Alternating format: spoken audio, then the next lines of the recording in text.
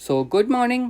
I am Vinod Singh and welcome to the current exam. So आज की class में हम 19 जून का जो द हिंदू का एडिटोरियल होगा उनसे जो डेली वोकेबुलरी के जो वर्ड्स होंगे उनको डिस्कस करने वाले हैं।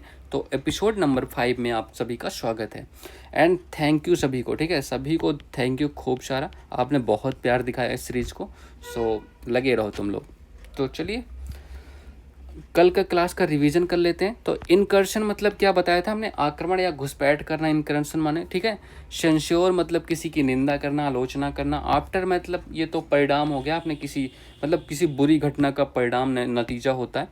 प्लेज मतलब क्या होता है, प्रतिज्ञा करना या प्रतिज्ञा या वचन होता है प्लेज। और रीइग्नाइटेड मतलब किसी को फिर से प्रज्वलित करना, वापस से उसमें जान डालना या वापस से सक्रिय हो जाना, मतलब किसी के अंदर अपना प्यार को वापस से जगाना। तुम लोग यही करते हो ना, ट्राई करते रहते हो।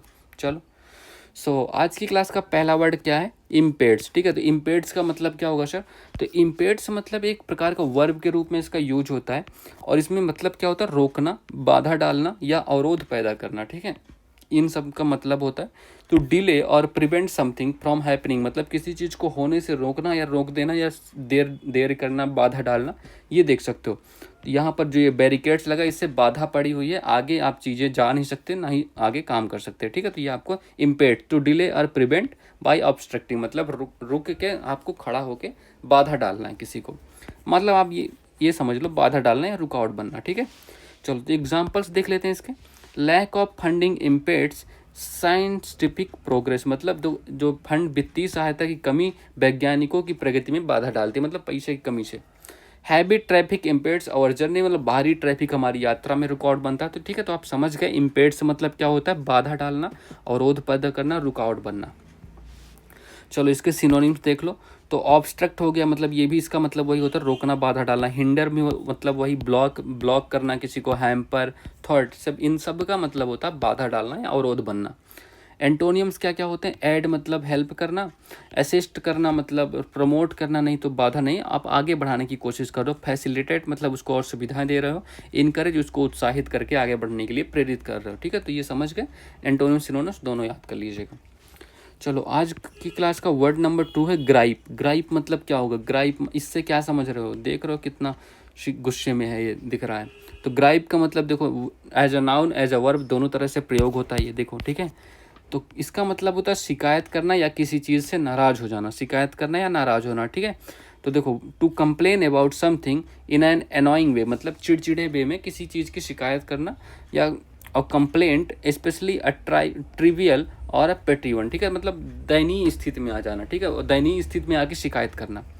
तो क्रिया के रूप में क्या उसका यूज होगा? शिकायत करना, गुस्सा जताना, और इसमें संज्ञा के रूप में शिकवा, नाराजगी, वही छोटी मोटी शिकायतें। तो एग्जाम्पल्स देख लो आप लोग। He always gripes about the traffic, वो मतलब हम ट्रैफिक के बारे में हमेशा शिकायत करता है कि ये है वो है।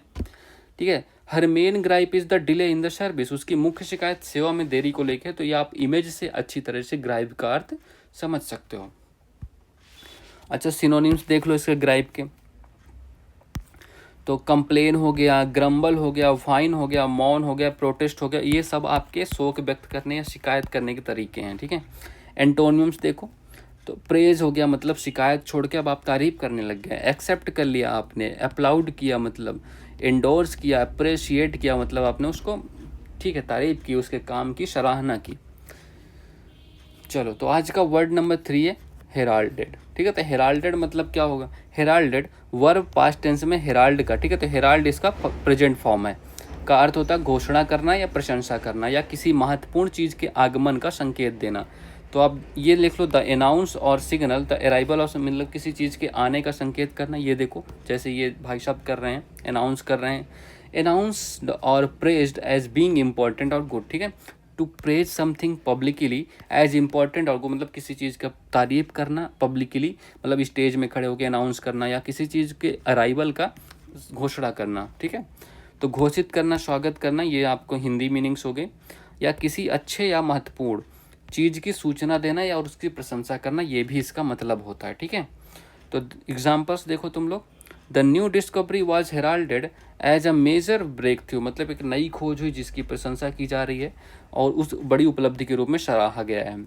Dark clouds heralded the coming storm, मतलब काले बादल तूफान के आगमन का संकेत दे रहे हैं, ठीक है। तो ये भी आपका मतलब देखो अराइवल ऑफ समथिंग हो गया और प्रेज हो गया, ठीक है। तो ये मतलब न्यू डिस्कवरी, आपको प्रेस दोनों तरह से मैंने आपको एग्जांपल बता दिए, आप समझ जाइए। हेराल्ड मतलब हेराल्ड याद रखना है, हेराल्डेड भूल भी जाओ बट हेराल्ड मत भूलना, हेराल्ड मतलब घोषणा करना। सिनोनिम्स देखो, अनाउंस मतलब अनाउंसमेंट वही होती है, प्रोक्लेम्ड, डिक्लेयर्ड, प्रेज्ड, सिग्नल्ड, ये सारा मतलब वही हो गया, ठीक है।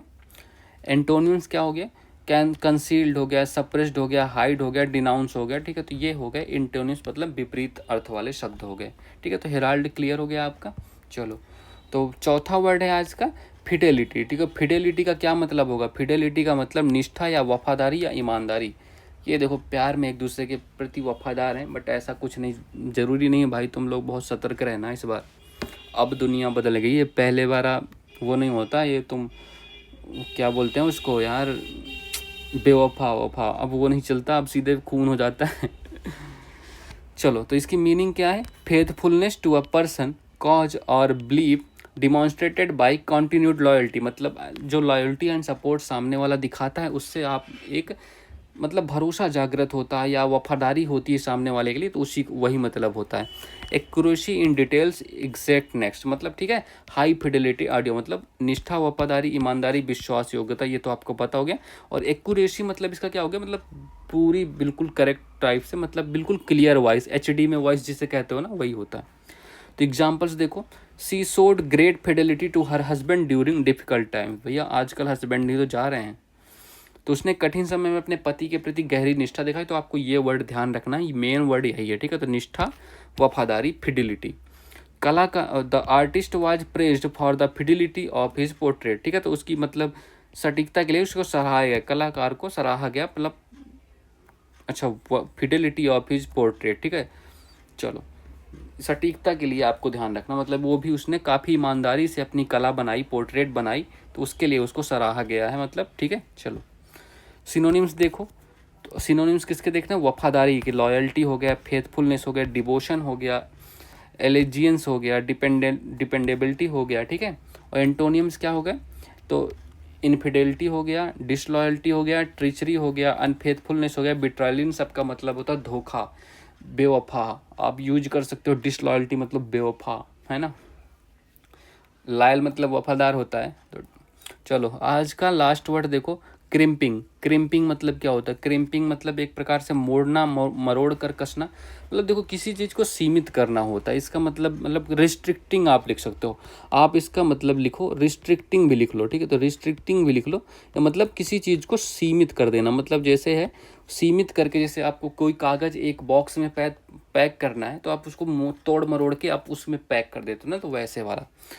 तो सिकोड़ा हुआ बनाना है, खासकर तार, धातु या बालों को, ठीक है। तो बालों को जो आप महिलाएं जो मोड़ कर ऐसे बांध लेती हैं, तो वैसे भी उनका भी वो भी मतलब हो गया क्रिम्पिंग।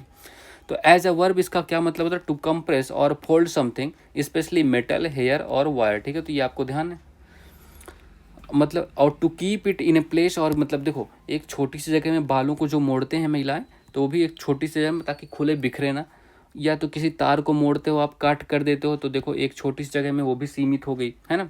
तो मोड़ना, सिकोड़ कर या दबा कर कोई आकार देना।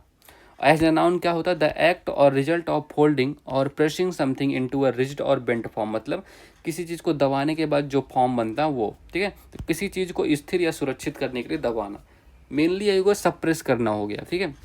चलो एग्जांपल्स देखो, the technician is crimping the wire to fit into the connector, उसने वायर को काट दिया, फिट करने के लिए मोड़ रहा है, मतलब देखो ये देखो मोड़ दिया उसने, हम ऐसे करते हैं ना, जो वायर होती है उसको मोड़ मोड़ के फिर कनेक्टर में क्लिक कर देते हैं, ठीक है। तो ये आपको ध्यान रखना। सी लव्स क्रिम्पिंग हर एयर बिफोर पार्टीज, उसने अब वो पार्टी से पहले अपने बालों को सिकोड़ना पसंद करती है, ठीक है। तो ये भी आपकी वाली को भी पसंद होगा, है ना। तो आप चलो, वैसे सबके नसीब में होता नहीं है आजकल, है ना। चलो, तो सिनोनिम्स देखो, समानार्थी, तो फोल्ड हो गया, प्रेस हो गया, पिंचिंग हो गया, स्क्यूज हो गया, कर्ल हो गया, फॉर हेयर के लिए कर्ल आ गया। इंटोनियम्स क्या होंगे, स्ट्रेथ है मतलब सीधा रखना, लूजर मतलब ढीला छोड़ देना, अनफोल्ड मतलब वैसे ही, फ्लैट एंड पड़ा रहने दो, है ना। तो मतलब इसमें हो गया कंप्रेस करना, सिकोड़ना, इसमें जैसा है वैसे रहने दो, ठीक है, एंटोनियम्स में। अच्छा देखो, आज की क्लास का होमवर्क बताओ। देखो कल कल वाला ये सेंटेंस बहुत लोगों ने गलत किया है, आज इसको फिर से तुम लोगों को वापस से री अटेम्प्ट करना है। तो अपरोर की मीनिंग कमेंट करके बताना, ऑब्लिगेशन की मीनिंग कमेंट करके बताओ, और ये I am excellent fill in the blanks in my job, ठीक है। तो अब आपके लिए हिंट काफ़ी है वैसे। चलो, तो आप इसका आंसर करेक्ट कमेंट करना, ठीक है। तो मैं चेक करता हूँ, बट कल वाली क्लास में तो बहुत लोगों ने गलत किया था, आज फिर से मैं मौका दे रहा हूँ आप लोगों को। So that's all for this class, have a good day and thank you everyone. चलो लाइक कर दीजिएगा, शेयर कीजिएगा और सब्सक्राइब करना मत भूलिएगा, ठीक है। चलिए, थैंक यू एवरीवन।